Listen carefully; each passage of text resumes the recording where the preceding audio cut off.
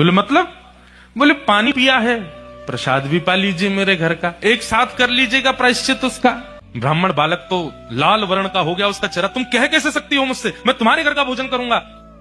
वैश्या बोली कितने दिन हो गए आपको घर से निकले? बोले 3 दिन हो गए। कुछ पाया? बोले नहीं पाया। अब पाप का बाप पता नहीं कल मिले परसों मिले, कब मिलेगा, कब तक भूखे रहोगे आप? कुछ पा लीजिए। मैं कहीं और पालूंगा, तेरे घर का नहीं पाऊंगा। इतने दिन से आप अकेले घूम रहे हैं, आपके पास धन भी नहीं होगा। मेरे घर अगर आप प्रसाद पाएंगे तो मैं दक्षिणा में 5 सोने की मोहर आपको प्रदान करूंगी। बालक ने कहा 5 सोने की मोहर? ठीक है, मैं पा तो लूंगा, लेकिन मैं अपने हाथ से बनाऊंगा, तुम्हारे हाथ से बना हुआ नहीं पाऊंगा। हाँ ठीक है, मैं सीधा सामान दे देती हूँ, आप बना लेना। ब्राह्मण बालक जैसे ही बैठा बनाने के लिए, वैश्या आई आकर के बोली मुझे बहुत कष्ट हो रहा है, मैं देख नहीं पा रही हूँ, आप मेरे सामने बैठ के अपने हाथ से बना रहे हैं। मैं 5 की जगह 10 सोने की मोहर दक्षिणा में दे दूंगी, मुझे बनाने दीजिए ना, ये अवसर मुझे कब मिलेगा? ठीक है तुम बना लो, लेकिन गंगा जल में बनाना। बना करके थाली में परोस दिया।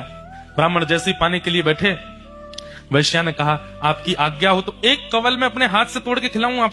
ब्राह्मण बालक बोला तुम कैसे सोच सकती हो, तुम्हारे हाथ से कैसे पाऊंगा मैं? तो बोले बिल्कुल नहीं, 15 सोने की मोहर दूंगी दक्षिणा में, मेरे हाथ से पालो। ठीक है, एक कवल खिलाना, फिर बाद में मैं अपने आप खाऊंगा। बोला हाँ ठीक है। एक कवल जैसे उठा के दिया वैश्या ने, और एक हाथ घुमा करके दिया गाल पर, ताम्रवर्ण हो गया। क्या करती हो? बोले पाप के बाप से मिलवा रही हूं आपको। पाप का बाप कैसे? आप मेरे घर का पानी पीते? नहीं पीते। क्यों पिया? बोले वो तो मैंने अनजाने में पिया। अनजाने में पिया तो फिर मेरे घर का भोजन क्यों किया? बोले वो तुम्हारी बड़ी श्रद्धा थी। बोले झूठ मत बोलिए, सोने की मोहर के कारण आपने किया।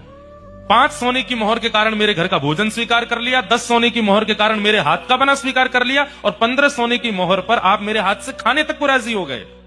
अपने पिताजी को जाके बता दीजिए पाप के बाप का नाम है लोभ। एक लोभ आपसे क्या क्या करवा देता है, ये आप खुद विचार करो।